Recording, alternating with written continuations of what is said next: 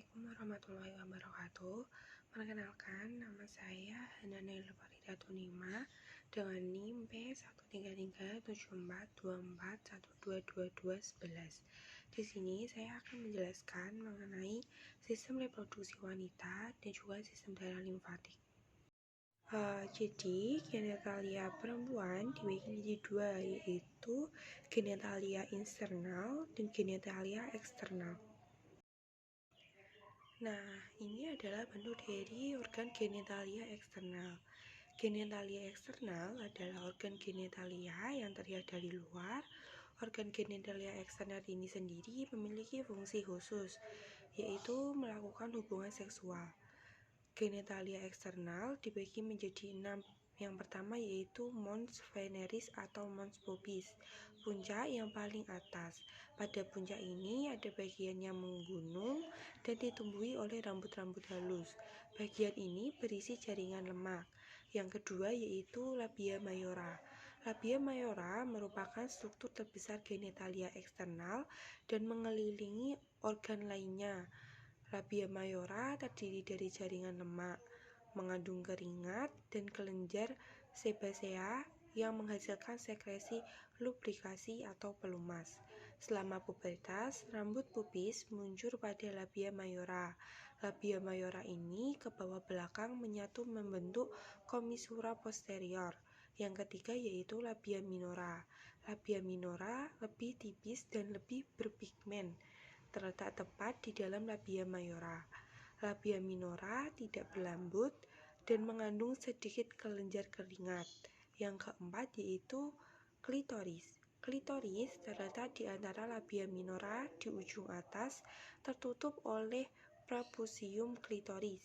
Sangat sensitif terhadap rangsangan karena memiliki banyak sekali urat syaraf sehingga sangat sensitif.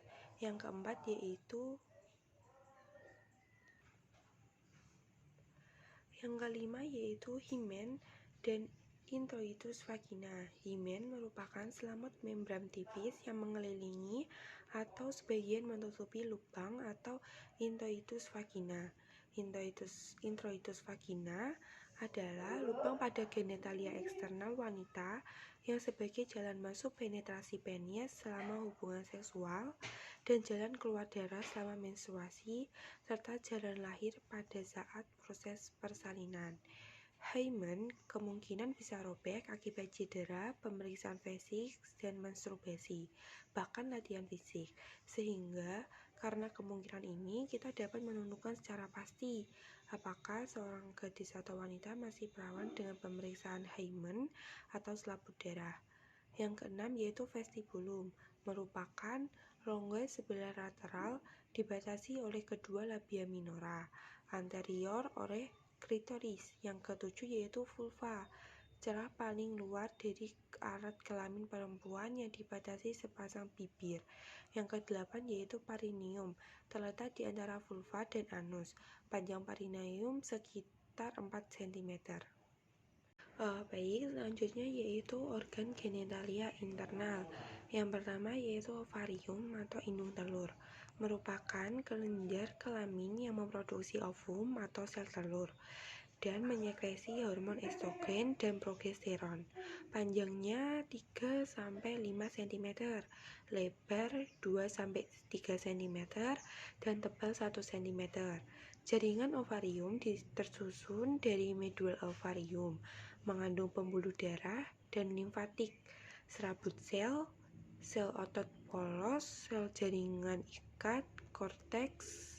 Korteks merupakan lapisan stroma luar yang rapat yang mengandung folikel ovarium. Yang kedua yaitu oviduk atau tuba Fallopi, berfungsi menyalurkan sel telur ke uterus atau rahim dengan gerakan peristaltik dan dibantu oleh gerakan silia pada dindingnya. Panjangnya 10 cm dan diameter 0,7 cm. Tempat terjadinya fertilasi di 1/3 bagian atas tuba Fallopi. Yang ketiga yaitu uterus atau rahim, tempat berkembangnya embrio selama kehamilan.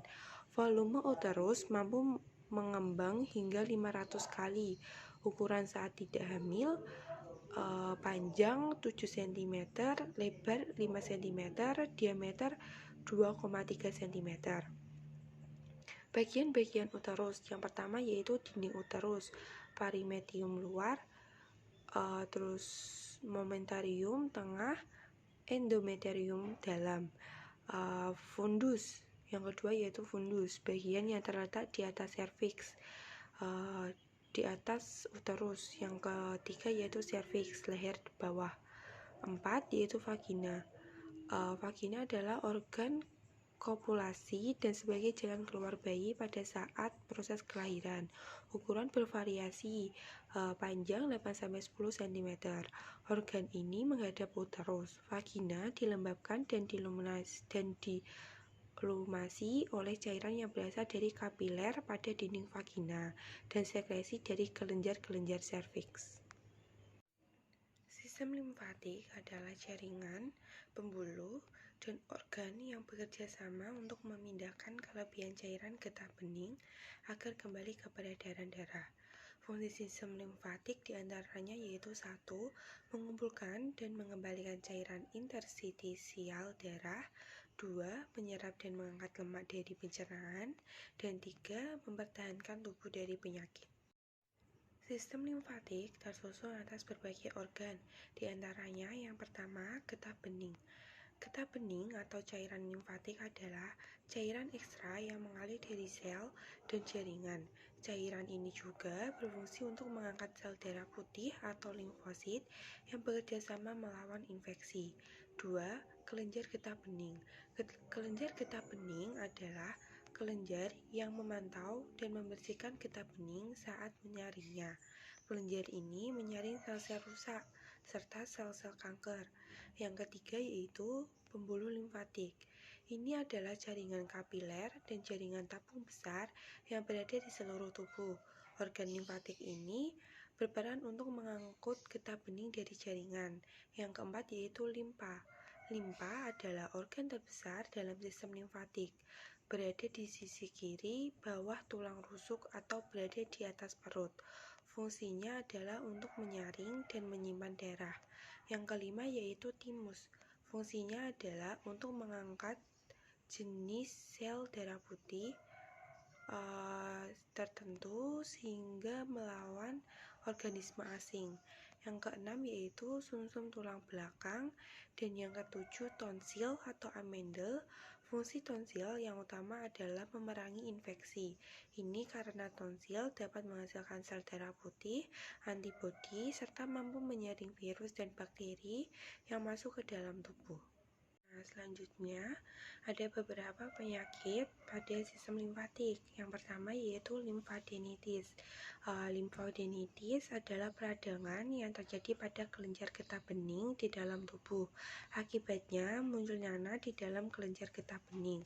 Yang kedua yaitu limfedema. Limfedema adalah gangguan fungsi sistem limfatik akibat adanya penyumbatan.